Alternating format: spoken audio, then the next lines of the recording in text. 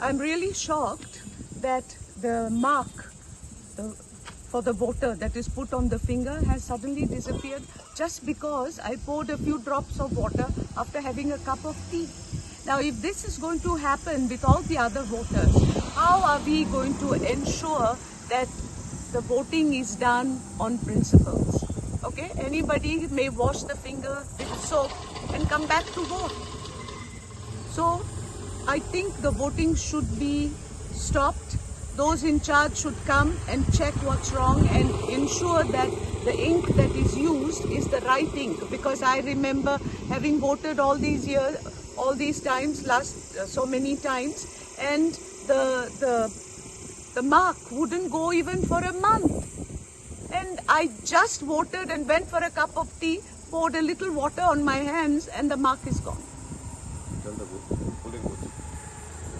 Yeah. The polling booth number is 36. 36. That is in Kasauli, St. Thomas High School.